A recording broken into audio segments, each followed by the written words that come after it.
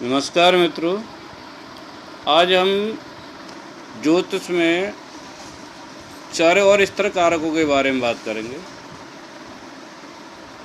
पाराशर जी ने स्तर कारकों को महत्वपूर्ण माना है और उनके बारे में चर्चाएं की हैं, जबकि जैमिनी मुनि ने चर कारकों की बात कही है। अब आप कहेंगे स्तर कारक क्या है और चर कारक क्या है। तो पाराशर जी ने ग्रहों को स्थायी रूप से कारक मान लिया है। उन्होंने राहु और केतु को तो उसमें नहीं जोड़ा। न जैमिनी मुनि ने ही राहु और केतु को कारक माना है, क्योंकि राहु और केतु को कारक नहीं बनाया जा सकता। वो किसी राशि के स्वामी नहीं है, किसी राशि के अधिपति। दूसरा, ज्योतिष में उसे केवल सूर्य के क्रांति पथ पे 2 बिंदु माना गया है। अगर हम पाराशर मुनि के बारे में कारकों की बात करें तो उन्होंने 7 कारक कहे गए हैं। जो 7 ग्रह हैं, राहु और केतु को निकाल दिया जाए तो ज्योतिष में 7 ही ग्रह बचते हैं। पहला जो महत्वपूर्ण ग्रह है, जो इसके बारे में पाराशर जी ने चर्चा की है, वो सूर्य है। इसलिए पाराशर जी ने सूर्य को सबसे मजबूत कारक माना गया है। उसे पिता का कारक माना है, सरकार का कारक माना है, आपकी शक्ति का कारक माना है। शरीर में ज्योतिष से जब मेडिकल की बात करते हैं तो हमारे शरीर में हड्डियों का वही कारक माना जाता है। दूसरा जो कारक है, महत्वपूर्ण कारक जिसे कहा गया है, वो चंद्रमा है। चंद्रमा को मन का कारक माना गया है, माइंड का। माता का कारक माना गया है। हमारे शरीर में जल का कारक वह है। तीसरा जो महत्वपूर्ण कारक है वो मंगल है। मंगल को भूमि वाहन का कारक माना गया है। मंगल को शरीर में बल का कारक माना गया है और मंगल के द्वारा ही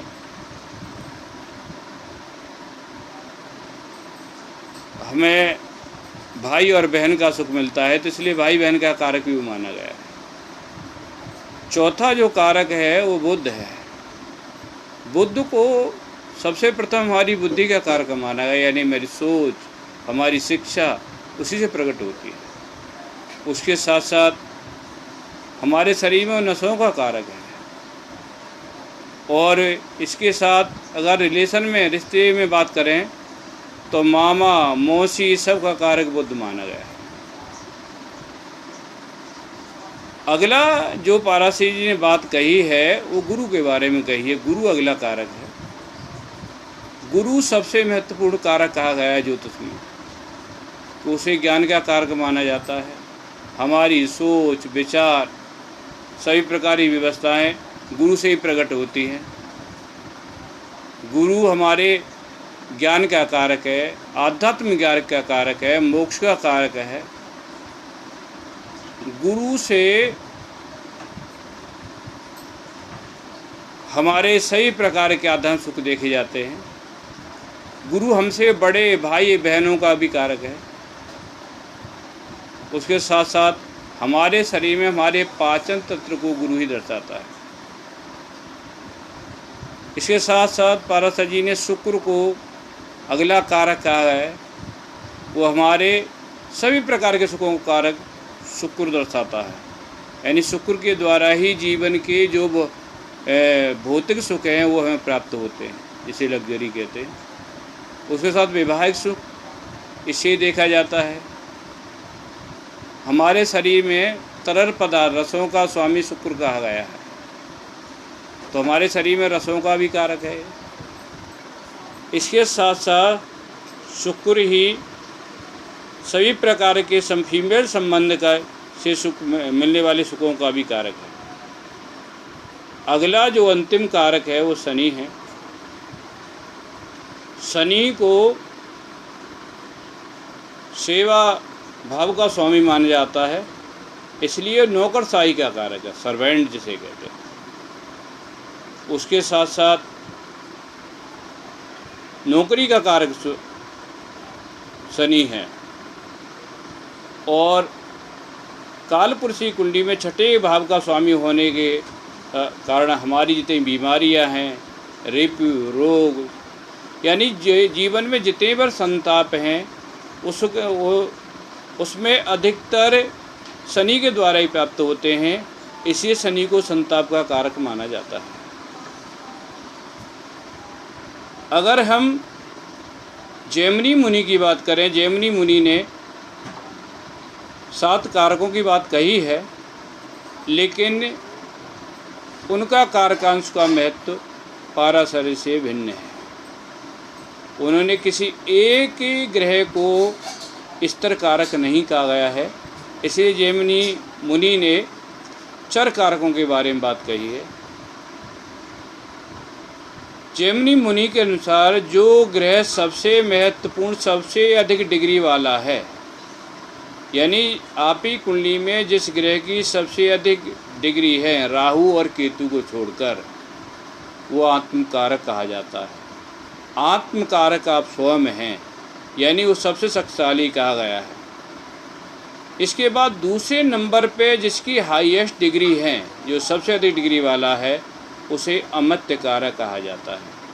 अमर्त्य कारक के द्वारा आपकी प्रतिष्ठा, आपकी नौकरी, आपका सुख, ये सब देखे जाते हैं। तीसरे नंबर पे जिस ग्रह की हाईएस्ट डिग्री है उसे भ्रातृ कारक कहा जाता है। भ्रातृ कारक के द्वारा भाई बहनों के सुख, आपके संबंध भाव, आपकी पब्लिक इमेज, आपकी सामाजिक प्रतिष्ठा, ये सब देखी जाती है। चौथे नंबर पे जिस ग्रह की सबसे हाईएस्ट डिग्री है उसे मातृ कारक कहा जाता है। मातृ कारक के द्वारा माता का सुख, संपत्ति का सुख, वाहन का सुख, जितने बार सुख हैं जीवन के, वो सब मातृ कारक के यानी के द्वारा आपको जीवन में प्राप्त होते हैं। इसलिए मातृ कारक से केवल माता का सुख ही नहीं देखा जाता है। जीवन में जितने भी मिलने वाले सुख हैं सब मातृ कारक से देखे जाते हैं। इससे अगला कारक जिसे पुत्र कारक कहा जाता है, यानी 5वें नंबर पे सबसे हाईएस्ट डिग्री वाला जो ग्रह है उसे पुत्र कारक कहते हैं, पी के कहते हैं। पुत्र कारक के द्वारा 5वें भाव से संबंध जो भी सुख हैं वो सब आपको प्राप्त होते हैं। उसमें संतान का सुख है, आपकी शिक्षा का सुख है, पूर्व जन्म का सुख है, ये सभी प्रकार के जिनका संबंध 5वें घर से है पुत्र कारक से देखे जाते हैं। छठा जो कारक है, यानी छठे नंबर पर जिसकी सबसे हाईएस्ट डिग्री है उसे ज्ञाति कारक कहते हैं। ज्ञाति कारक हमारे कुंडली के छठे भाव को प्रकट करता है। उससे हमारी बीमारियां, कोर्ट कचहरी, उलझनें, ये सब देखी जाती हैं। यानी ज्ञाति कारक जिसे कहा जाता है वो ग्रह जीवन की संताप, परेशानियों को दिखलाता है। 7वां यानी सबसे कम जो डिग्री, सबसे कम जिसकी डिग्री है उस ग्रह को दारा कारक कहते हैं। दारा कारक के द्वारा 7वें घर से संबंधित आपका वैवाहिक जीवन, पत्नी का सुख, आपकी पब्लिक इमेज और 7वें घर से जो भी कारक हैं वो सब उससे देखे जाते हैं। इसलिए पाराशर और जैमिनी दोनों की बात करें तो दोनों में ही कारक महत्वपूर्ण हैं। अंतर इतना है, पाराशर जी ने ग्रहों को महत्वपूर्ण माना है, उन्हें स्तर रूप से दर्शाया है, जबकि जैमिनी मुनि ने ग्रह की स्ट्रेंथ के द्वारा जीवन के सुखों को कहा गया है। यानी ग्रह को नहीं, उसकी स्ट्रेंथ डिग्री के आधार पर ही उसकी पावर, क्षमता को दर्शाया है। मित्रों, पद्धति कोई भी हो, किसी से आप गणना करें, लेकिन परिणाम उनके एक जैसे ही आते हैं। लेकिन मेरा आपसे आग्रह है कि दोनों ही पद्धतियों को कुंडली में लगाएं और उनके परिणामों की जानकारी लें। इनमें कोई अंतर नहीं आना चाहिए, और कहीं अंतर आता है तो ये माने कि हमारी गणना में, हमारे सिद्धांत में कहीं न कहीं चूक है, कहीं गलती है, उसे पुनः पुष्ट करें तो मित्रों, हमारी वीडियो आपको कैसे लगी? अगर अच्छी लगी तो सब्सक्राइब करें, कमेंट छोड़ें। अगर आपको कोई बात संदेहपूर्ण लगती है, समझ में नहीं आती, तो इसे कमेंट बॉक्स में शिकायत दर्ज कराएं, जिससे कि आगे आने वाली वीडियो में उसका सुधार हो सके और आपके प्रश्नों के उत्तर भी दिए जा सके। नमस्कार।